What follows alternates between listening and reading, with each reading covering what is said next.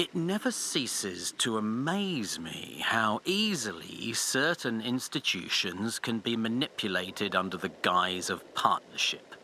The GRE has accepted the funding without so much as a second thought, welcoming the supposed assistance in their research. Of course, they believe they're in control, believe this is merely a strategic collaboration. The naivety of those driven by desperation is astounding. They see financial backing as an opportunity, failing to recognize it as a leash. I needn't state what this means. Control over their findings is inevitable. Their research will soon belong to those with the foresight and vision to wield it properly.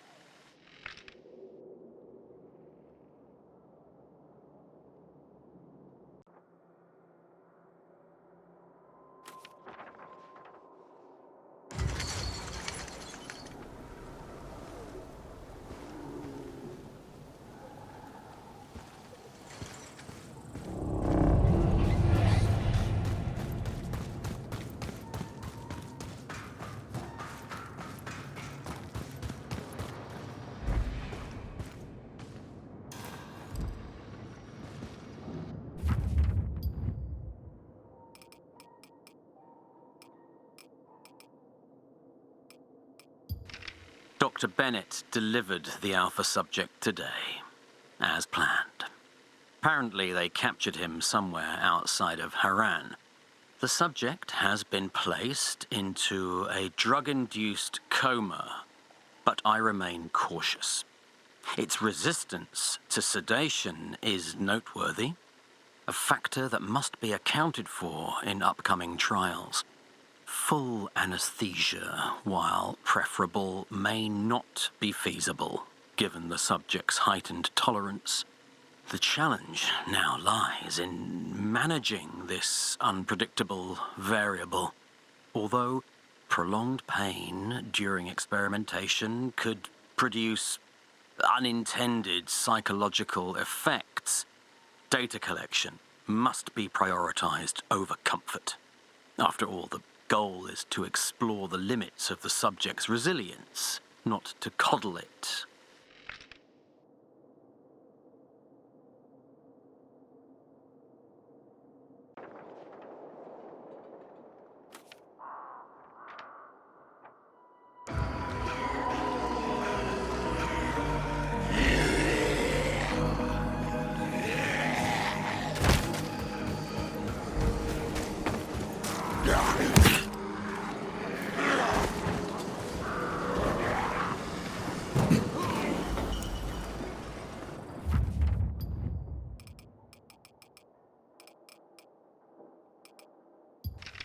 The latest series of gene therapy trials has proven problematic, to say the least.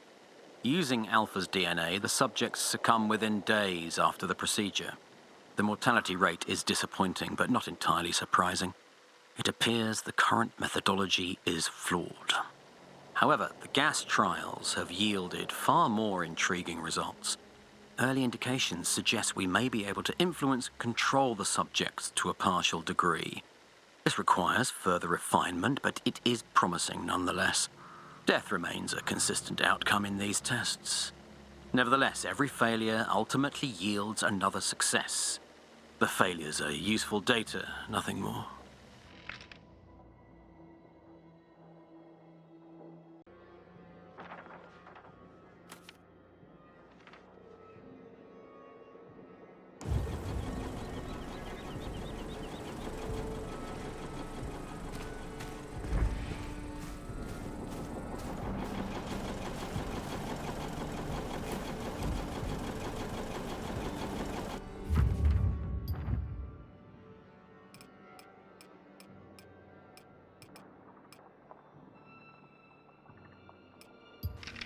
At last, a significant breakthrough. The cellular production of encoded proteins has begun, marking a turning point in this line of experimentation. The subject's condition has stabilized, an unexpected but welcome outcome. Some neurological degradation has occurred, though I consider these losses acceptable given the overall progress. They're negligible compared to the magnitude of what has been achieved. I believe now is the time to seize full control of the GRE's research. Their limited understanding has held this project back for too long. With the right direction, my direction, the results will be far more productive.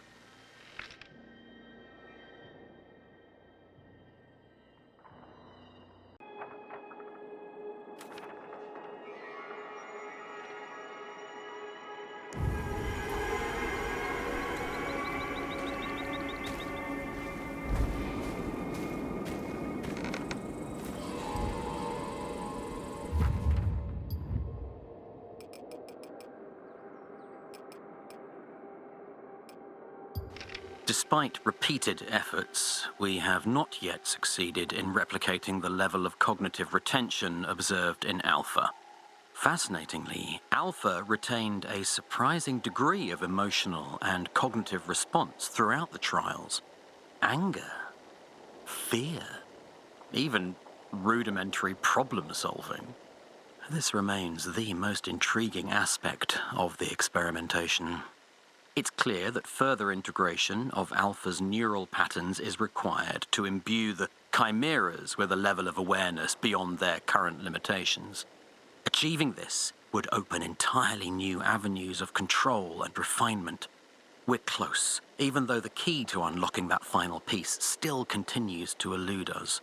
Alpha's suffering has already unleashed a way forward on the physical front. Now the time has come to use all means necessary to extract its cognitive potential.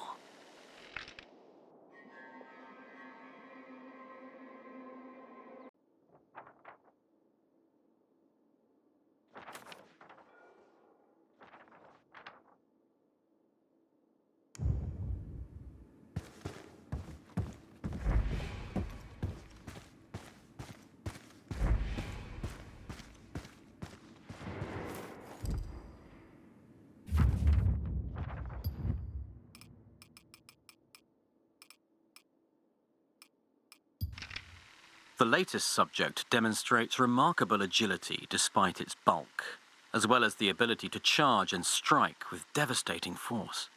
The integration of Alpha's DNA into its muscle fibers has given rise to a powerful, relentless creature. However, the process was not without complications. Alpha's pain threshold was pushed beyond acceptable limits during the enhancement phase, a necessary step to ensure the target subject's resilience. Whenever this subject is wounded, its aggression spikes, likely a residual effect of Alpha's own tortured psyche. Explosive stimuli remain the most efficient method of disruption.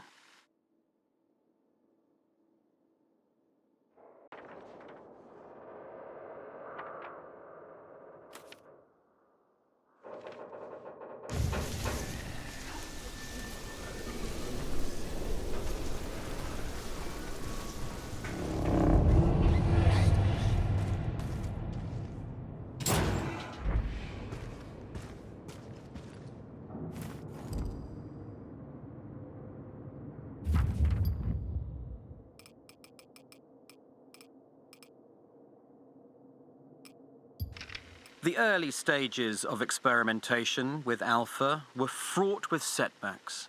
But it's in such failures that we found our greatest triumphs. Yes, Alpha's body endured unspeakable modifications, genetic rewiring, cellular bombardment, and systematic exposure to stressors designed to push its biology beyond the limits of normal physiology. These trials, though arduous, were essential.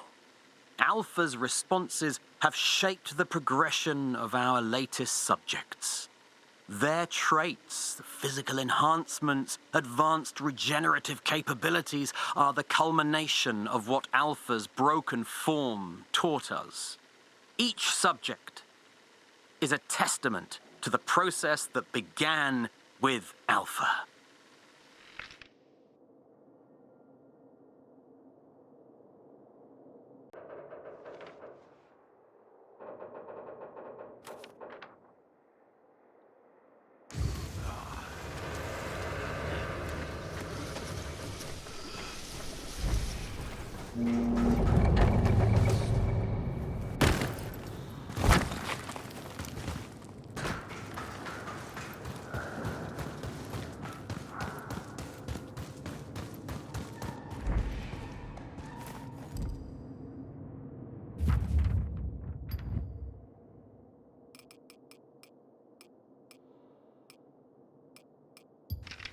The current generation of subjects owes its very existence to the pioneering work done on Alpha.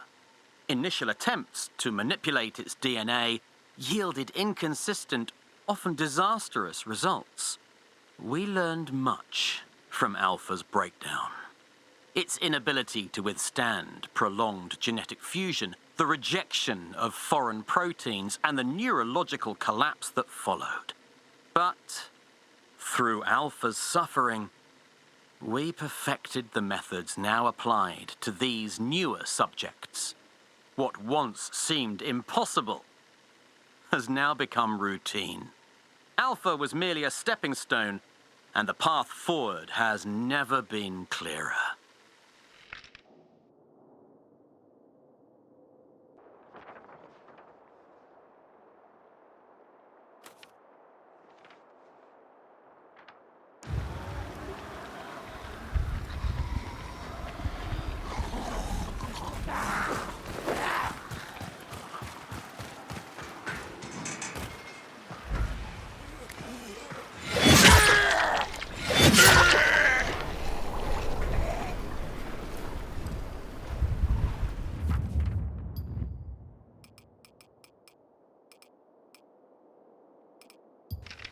Alpha's contribution to our work cannot be overstated. It was the first to undergo the extreme genetic modifications necessary to create these new specimens. While Alpha itself was never meant to survive the process intact, it actually did. And its reactions to each experimental phase gave us the data needed to refine our methods. Alpha endured an endless cycle of tests, each more invasive than the last, all aimed at pushing the boundaries of biological manipulation. Our current batch of subjects, in all their grotesque perfection, are the result of lessons learned from its pain. Alpha was, without question, a crucial part of this evolution.